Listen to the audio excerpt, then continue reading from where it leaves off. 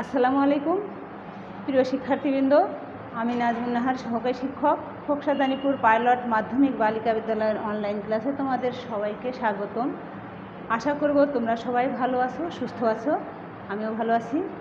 তো প্রিয় শিক্ষার্থীবৃন্দ, আমাদের আজকের ক্লাস সপ্তম শ্রেণী, বিষয়ে তথ্য যোগাযোগ প্রযুক্তি, আর পাঠ হচ্ছে ওয়ার্ড প্রসেসর ও বাংলা কি। আমরা আজ ওয়ার্ড প্রসেসিং ও বাংলা কিবোর্ড নিয়ে আলোচনা করব। শিক্ষার্থীবৃন্দ, তোমরা ইতিমধ্যেই জেনেছো আমরা এখন লেখালেখি, ছবি আঁকা সহ যে কোনো কাজই হোক না কেন তা কম্পিউটারে করে থাকি বা করতে পারি। ওয়ার্ড প্রসেসিং ব্যবহার করে তোমরা এর মধ্যে ইংরেজিতে ডকুমেন্ট টাইপ করতে শিখেছো। আর এখন এই শ্রেণীতে আমরা শিখব ওয়ার্ড প্রসেসিং ব্যবহার করে বাংলা ডকুমেন্ট তৈরি করার কলাকৌশল। যেমন বাংলা কিবোর্ড। ওয়ার্ড প্রসেসর দিয়ে কোনো কিছু লিখতে গেলে প্রথমেই আমাদের প্রয়োজন হবে একটা বাংলা কিবোর্ডের, আর এই কিবোর্ড হলো ওয়ার্ড প্রসেসরের প্রধান ইনপুট ডিভাইস। আমরা ইতিমধ্যে বিগত অধ্যায়ে পড়েছি ইনপুট আউটপুট সম্পর্কে। তো সেই হিসাবে বাংলা কিবোর্ড হচ্ছে আমাদের একটা ইনপুট ডিভাইস। এই কিবোর্ড হলো ওয়ার্ড প্রসেসরের প্রধান একটি ইনপুট ডিভাইস। ওয়ার্ড প্রসেসিংয়ে বাংলা লেখালেখি করতে হলে আমাদের বাংলা কিবোর্ড সম্পর্কে ধারণা নিতে হবে। আর ইংরেজি কিবোর্ডের উপর ভিত্তি করে ঢাকা বিশ্ববিদ্যালয় বিভাগের অধ্যাপক মণি চৌধুরী 1965 সালে সর্বপ্রথম বাংলা কিবোর্ড টাইপরাইটারের জন্য একটি বিজ্ঞানসম্মত কিবোর্ড লেআউট তৈরি করেন। আর 1971 সালে স্বাধীনতা বিরোধী আলবদর বাহিনী মণি চৌধুরীকে হত্যা করেছিল এবং পরবর্তী সময়ে এই কিবোর্ড লেআউটটি কম্পিউটারের জন্য করা হয়। যদিও ওই কিবোর্ডটি আগে অন্যান্য কাজ করার জন্য তৈরি করা হয়েছিল, কিন্তু পরবর্তী সময়ে এই বাংলা কিবোর্ডটি কম্পিউটারের জন্য নির্ধারণ করা হয়। কিন্তু প্রয়োজন হয় এমন একটি সফটওয়্যারে যা কম্পিউটারে বাংলা লিখতে সহায়তা করবে। আর এই কিবোর্ড দিয়ে লেখার জন্য আমাদের একটা কিবোর্ডের প্রয়োজন হয়, আর তার জন্য একটা কম্পিউটার বাংলা লিখতে সহায়তা করবে।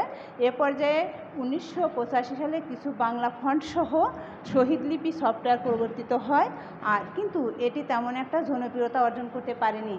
তাই 80-র দশকের মাঝামাঝি থেকে শুরু করে 90 দশকের সেই দিক পর্যন্ত অনেকগুলো বাংলা লেখার সফটওয়্যার বাজারে আসে। এর মধ্যে বিজয়, প্রশিক্ষা, প্রবর্তনী, লেখনী প্রভৃতি প্রথম সারিতে ছিল এবং এই সফটওয়্যারের উন্নয়নের কারণে এবং বিভিন্ন সফটওয়্যারের সাথে সঙ্গতিপূর্ণ হয় বিজয় সফটওয়্যারটি ব্যাপকভাবে জনপ্রিয়তা লাভ করে এবং বাজারে এটি ব্যাপকভাবে প্রসারিত হয়।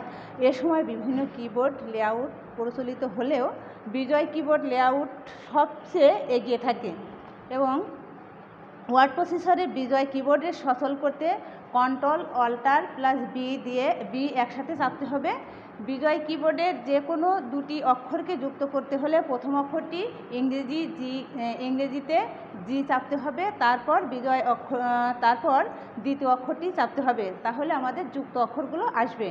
এবং যদিও Bangladesh computer council BCC national কিবোর্ডের নামে একটা বাংলা কিবোর্ড লেআউট অনুমোদন করেছে, কিন্তু তার ব্যবহার এখনও শুরু হয়নি। আর পৃথিবীর অন্য সকল ভাষার মতো বাংলা ইউনিকোড ব্যবহার করে লেখা যায়। কাজেই একজন যে কিবোর্ড ব্যবহার করেই বাংলা লিখুক না কেন, সেটি সংরক্ষণ করা হবে আন্তর্জাতিক নিয়মে এবং সে কারণে একটি নির্দিষ্ট কিবোর্ডের গুরুত্ব কমে আসছে। এদিকে 2000 সালের পর থেকে বাড়তে থাকে ইন্টারনেট ব্যবহারকারীর সংখ্যা। প্রয়োজনীয়তা দেখা দেয় বাংলা ওয়েব পেজ তৈরি করার এবং ইন্টারনেটের জনপ্রিয়তার কারণে প্রয়োজন হয় এমন একটি সফটওয়্যারের বা ইন্টারনেটের বিভিন্ন মাধ্যমে বাংলা লেখার সুবিধা এনে দিবে।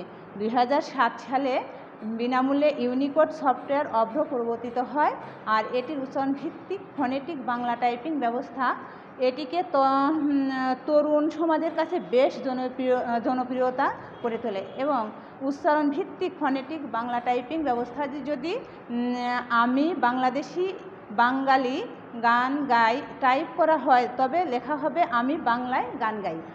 তাই এছাড়া এতে যুক্ত করা হয় মাউস দিয়ে বাংলা লেখার সুবিধা। এবং ফলে কম্পিউটারে বাংলায় ব্যবহারে যাদের ভীতি ছিল তারা সহজেই বাংলা ব্যবহার করতে শুরু করেছে।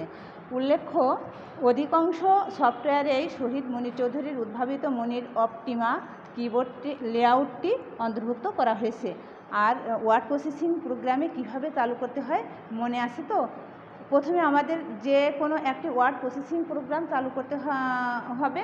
এরপর বাংলায় টাইপ করার জন্য ওয়ার্ড প্রসেসরকে প্রস্তুত করতে হবে এবং বাংলায় লেখালেখি করার জন্য প্রথমে আমাদের ওয়ার্ড প্রসেসরের Bijoy software control plus alt plus B একসাথে চাপতে হবে এবং F5 চাপতে হবে।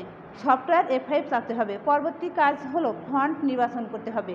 আর বিজয় সফটওয়্যারের শুটনি এমজে, অভ্র সফটওয়্যারের নিখোঁজ ব্যান্ড, যে কোনো ইউনিকোড ফন্ট নির্বাচন করতে হবে এবং এভাবে আমাদের কম্পিউটারের ওয়ার্ড প্রসেসরের লেখালেখি কাজ শুরু করা যাবে।